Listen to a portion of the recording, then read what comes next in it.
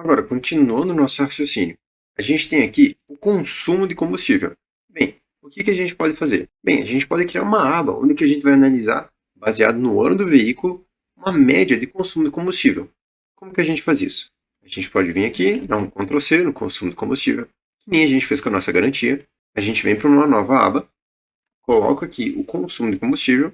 Aqui embaixo eu já posso colocar também consumo de combustível. E aqui a gente vê o consumo do combustível. Bem, agora a gente começa a interpretar. Eu preciso saber o consumo do combustível baseado no ano do meu veículo. O que eu posso fazer? Eu posso vir aqui, selecionar o primeiro ano, Ctrl Shift seta para baixo para pegar todos os anos dos veículos que eu tenho aqui, Ctrl C, venho nessa minha outra aba, clico com o botão direito e coloco apenas os valores.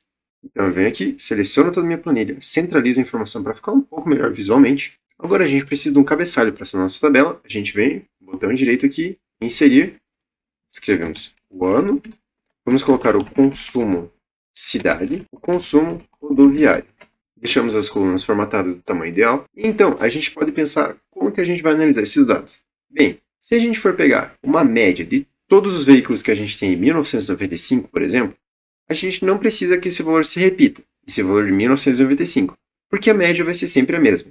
Porém, se a gente pegar um modelo de carro de 1995, colocar o consumo dele e pegar outro modelo e colocar embaixo com um valor diferente, isso vai alterar a nossa média. Então aqui eu vou preencher com alguns valores aleatórios, eu vou mesclar esse meu consumo de combustível para que ele fique como se fosse um título para essa minha tabela. Venho, seleciono todo o meu intervalo, formatar como tabela, vou colocar uma cor diferente do que a gente já tem até o momento. A tabela tem cabeçalhos, ok, e pronto. Agora a gente já tem essa informação tabulada aqui no Excel. Agora que nós já temos essa informação, a gente tem que dar uma analisada nela. O que a gente pode fazer? A gente vem aqui, tira o zoom, vou utilizar a função autossoma que a gente já aprendeu no nosso curso básico.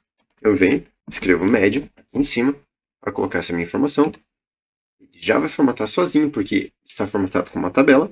Agora eu venho aqui em cima em fórmulas, venho em autossoma, clico aqui nessa seta para que ele apareça as opções que eu tenho, e eu coloco média. O Excel vai interpretar que eu quero colocar todos esses valores que estão à esquerda dessa minha célula na minha média, e não é meu objetivo. Agora a gente vem aqui em cima e vê o que ele escreveu para a gente. Ele colocou tabela 3, ou seja, é o nome que ele dá automaticamente para essa minha tabela, e como a gente já criou essa daqui e aquela que é referente à garantia, então essa aqui é a 3, as outras são a 1 e a 2.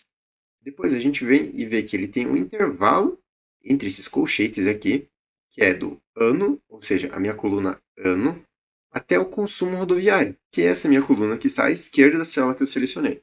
O que eu faço para corrigir isso? Aqui onde está escrito ano, eu vou colocar consumo cidade. Então eu venho e começo a escrever consumo.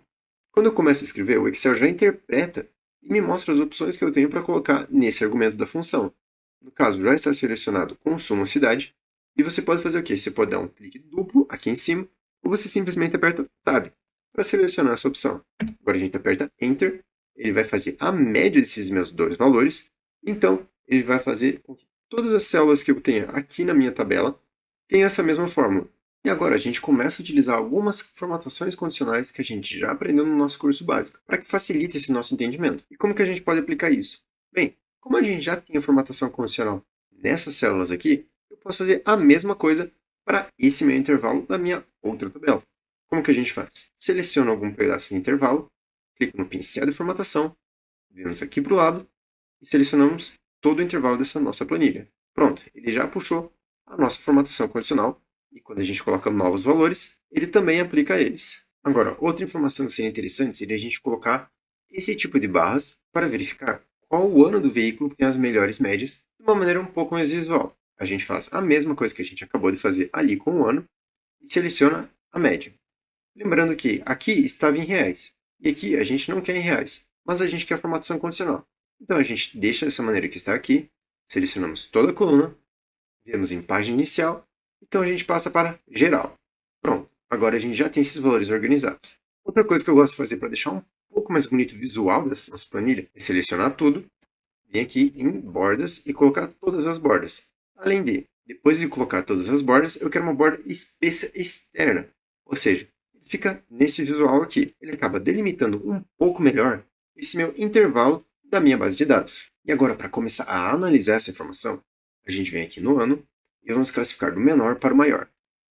Agora, a gente já consegue ter uma visualização um pouco melhor de como que o ano do veículo está influenciando sua média. Se a gente for verificar, eu acabei colocando os valores meio aleatórios aqui, então é capaz de não ter muito nexo a informação que a gente está vendo aqui na planilha com a realidade.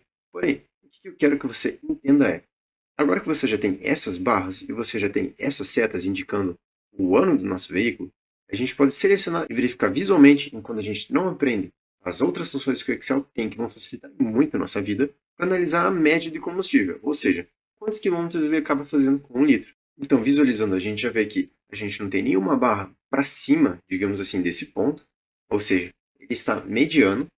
Se a gente seleciona os veículos que estão com essa seta amarela, a gente já tem um veículo ou outro que está com uma média maior de combustível. E se a gente vier e selecionar esses que estão verdes, ou seja, os mais recentes, a gente vê que esses veículos eles estão mais próximos dessa borda, ou seja, do meu valor máximo, do que os outros veículos mais antigos.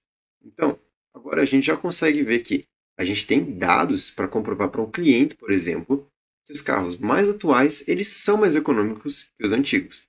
Você pode utilizar esse tipo de informação para qualquer outra aplicação. Você só tem que verificar quando que esse tipo de análise vai ser um argumento forte para que você convença alguém de alguma coisa. Por exemplo, esse tipo de informação pode servir para que na sua empresa você precise trocar de carro, justificando o consumo de combustível. Você pode ver a diferença da média, então ver quanto tempo você demoraria para pagar a diferença do veículo só na economia do combustível.